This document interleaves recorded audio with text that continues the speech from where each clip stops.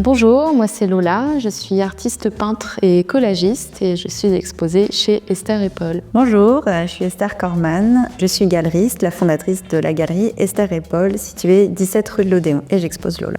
J'ai rencontré Esther le même jour où j'ai rencontré Lise du podcast Innover le monde de l'art. J'avais rendez-vous avec Lise et c'est Lise qui m'a proposé en fait d'aller à la rencontre d'Esther et de sa galerie. Et oui, je me souviens que vous êtes arrivée un samedi après-midi, un peu dans le speed. On a ensuite gardé contact et notamment par les réseaux sociaux. Les réseaux sociaux maintenant c'est aussi les portfolios des artistes et le travail de Lola m'était un peu resté en tête et du coup je l'avais recontactée à la rentrée, je me souviens. La collaboration avec Esther s'est faite d'une façon vraiment naturelle et spontanée. Ouais, si ça doit se faire, ça se fait. À la fois, il y a des éléments naturels et ça, c'est de l'humain. C'est est-ce que ça match et est-ce qu'on a envie de travailler avec l'autre personne. Ça, c'est vrai dans tous les milieux. Et puis ensuite, en tout cas, du côté du galeriste, il y a une dimension un peu plus business où se dire oui, je pense que ce travail, il correspond à l'identité de ma galerie.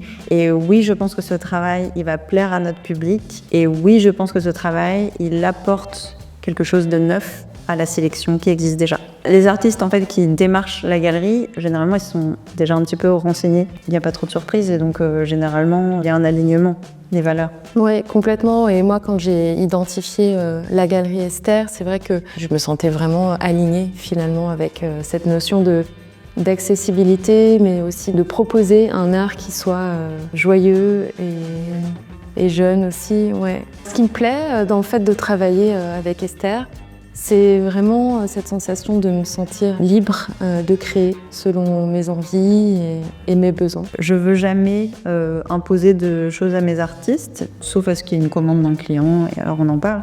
Mais c'est vrai que je trouve que c'est important de leur laisser l'espace d'une liberté totale pour la création. Mais je trouve que c'est un peu donnant-donnant, c'est-à-dire que moi je leur donne cette liberté totale. En revanche, moi, j'ai pas d'obligation de sélectionner toutes les créations qui découlent de cette liberté.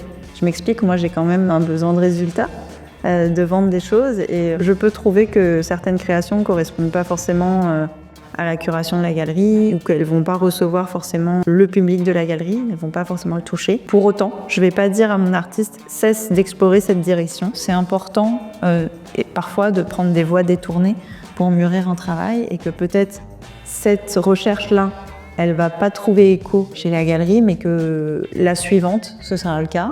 Et cette série suivante, eh ben, tu l'aurais pas faite en fait, en passant par l'étape précédente. Alors une anecdote, moi je me souviens de ma première vente chez Esther et Paul. Ça faisait une semaine, je crois que j'étais exposée. C'était assez récent. Et Esther m'a lancé donc la vente d'une œuvre à un couple d'Américains.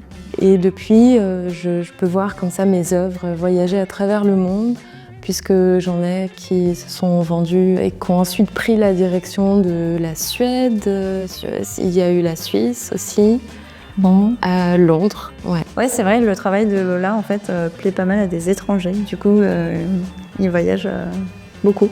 Retrouvez la galerie Esther et Paul ainsi que le travail de Lola Maté sur les parcours d'Atoflo.